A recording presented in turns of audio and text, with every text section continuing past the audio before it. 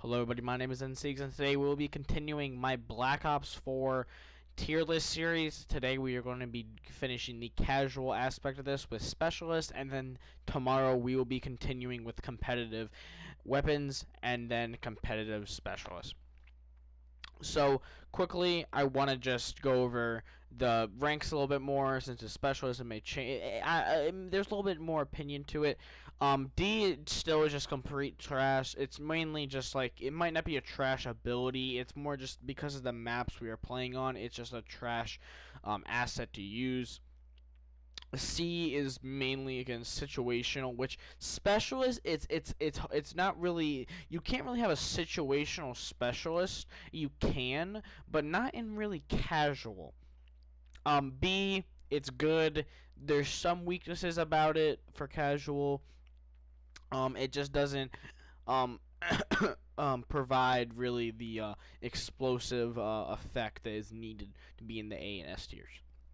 A is just the majority of what you will probably see in a casual setting, and S tier is, I bet you will have at least one of, or if not two of these guys in every casual match you play. They are the cream of the crop. They are the best. They're just, they some may be overpowered, and some just may have a very balanced, well-rounded ability. So we're gonna start with Ajax and move all the way down to 0. So let's get started. Ajax, I have an S tier. I was thinking that definitely when the game first came out, he's an S tier character without a doubt. And then I was thinking, man, he's really fallen off.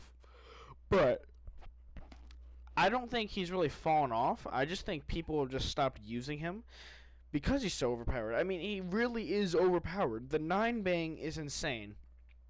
You can't deny the 9-bang is not insane. It's so OP, especially if you're not running TAC mass, which in some public match classes you probably aren't. And then the shield is so hard to deal with unless you have a specialist like Ruin or Battery, or if you have maybe a grenade. But even then, you might not be able to penetrate through it. It's a very hard specialist to counter who has just a lot of useful tools at hand. Moving on, we have Battery. Battery, I have A tier. She's just a very well-rounded character. Honestly, I was thinking about putting her in S tier, but I remembered Flak Jacket is a thing. Flak Jacket almost completely counters her because of how good Flak Jacket is against explosives. She's an A tier just because she's really good. You'll see her just because it's a war machine, it's a cluster grenade. You know, it's very easy to use. She's probably one of those easy specialists to use. It's very noob friendly. So Battery in A tier. Crash, I have B tier. It's all right. You know, in casual, it's gonna be hard to time it perfectly where all your teammates are alive at the same time to use TAC 5 correctly, and then for the full effect of the assault pack, you're gonna have to, again, it's gonna be hard to actually communicate with your team or have your teammate actually pick up all of every teammate pick up the assault pack to get those streaks or the score streak points. So again, it's good. TAC 5 is very good, but it's very hard to get all your teammates up at once to get the full use out of it. So Crash at B tier. Moving on to FIREBREAK. FIREBREAK, I have an A tier. I originally had him in S tier, but I realized his Purifier is not as good as I think it is. Its range is not that well. Its range is pretty short, actually. It may look long, but sometimes its range just lies to you. You feel like you're hitting somebody, but you're not. But besides, like, sometimes stuff like that, it's very good against casuals because it's just, a lot of people don't expect it, and a lot of people don't react to it in time. And then obviously the reason why it's an A tier, and I was gonna put it in S tier, is because of the reactor core. The reactor core is insanely overpowered, especially in game modes like domination and hardpoint and control. It's extremely overpowered. There's a reason why it's banned in competitive, and with reactive core alone, this could be A tier. So FIREBREAK, I have A tier. Moving on to Nomad. Nomad, I also have an A tier, simply because of the dog. The mesh mine's alright for S&D. It's an equipment that not a lot of people look for, so you can probably sneak it around the map and get some quick kills with it. But the dog is just, it's annoying. You can counter it if you know what you're doing, but when you're using it in a casual level, a lot of people don't really know how to counter it really well.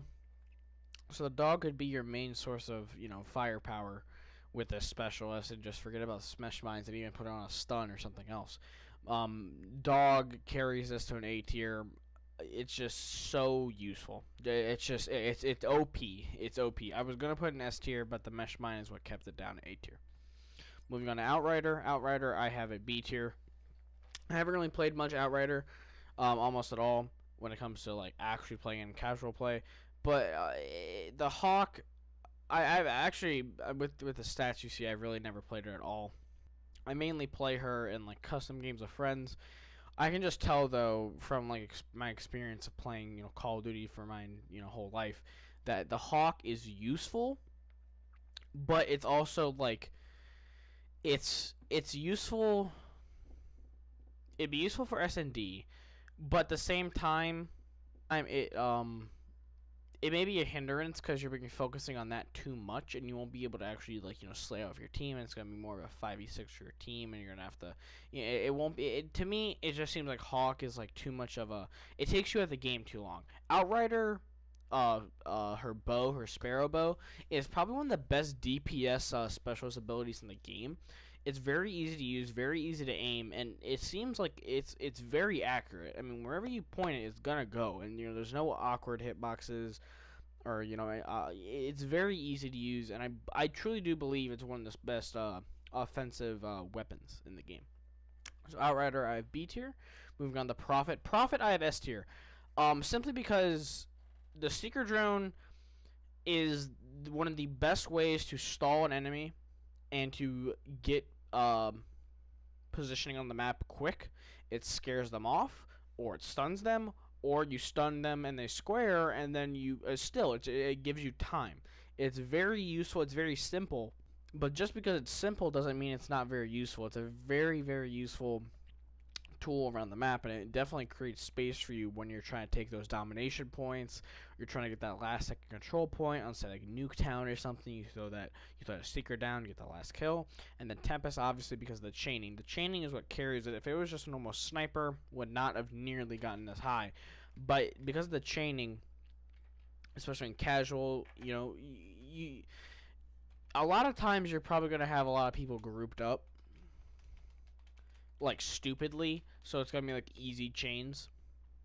So Tempest, it's probably the most well-rounded S tier. Like, it's not too overpowered, but it's just so well-rounded. So Prophet, I have an S tier. Moving on to Recon.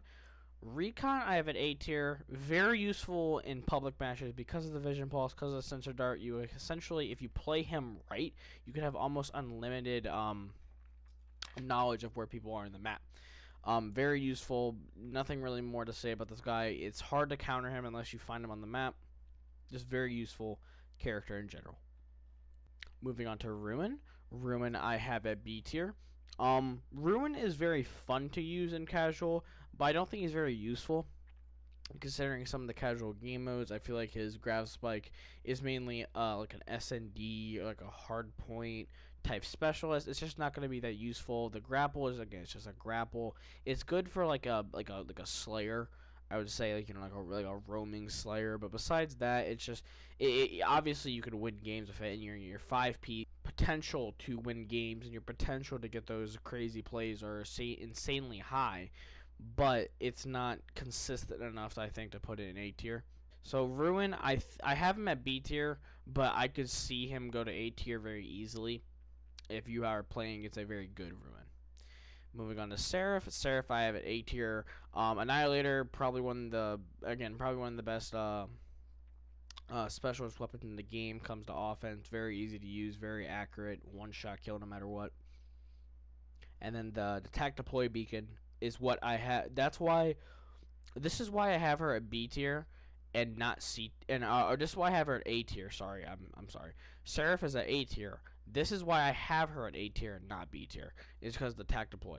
The attack deploy on casual is very overpowered because a lot of people spend so much time searching for it, so you can get the point of whatever game mode you're using on, like domination. But if they spend too much time if they don't spend any time at all searching for it, you will have great spawns to flank them or position yourself for a flank, a multi-kill for your annihilator or your teammates to push, and then you realize they're pushing from your attack deploy spawn, so you go the opposite way. There's a lot of things you can do in this without actual communication. It's very obvious that if you put attack deploy down, in their spawn, that your teammates are gonna flank. It's just how it is. Seraph, very good. Attack deploy again was what takes her up to A tier. Moving on to Torque. Torque I have a D tier, just very, in my opinion, useless. It's just not useful on these types of maps, I would say. It's very easy to maneuver around. There's so many cuts and angles and routes on these maps that it's just useless to block one or two of them when there's 10 more you can take. So Torque, I mean, there's nothing really much more to say. These maps don't work for him. These maps just don't work for him. Maybe a map like Raid would be nice because you could block off like the entire mid doors. You would just have to push from the stairs or from statue cut. But since this is BO4, I do not believe Torque is useful. So that's why he is a D tier. Moving on to Zero. Zero I have at S tier. I was thinking about putting her in B tier, but then I realized her ice pick takes down enemy AI streaks, but they also turn into yours. So, I mean, this is what takes her to the top. You could literally take any enemy streak for your own. Drone squad, sniper's nest, attack chopper, all can be yours if you just save it. Now, you're probably thinking, shouldn't that be in C tier because it's situational? You're right and wrong at the same time because it is situational, but at the same time, it's so situational but at the same time, it's just, you can't put it less than S tier because of the potential of what it could do in a casual game. It's just so overpowered because it takes control of the other enemy streaks for yourself. So I think Zero, in my opinion, is very easily a S tier pick and possibly the best support specialist in the game. So it will be the end of my casual specialist tier list. Thank you guys so much for watching this video. If you did enjoy it, please leave a like, comment, and subscribe, and I will see you guys.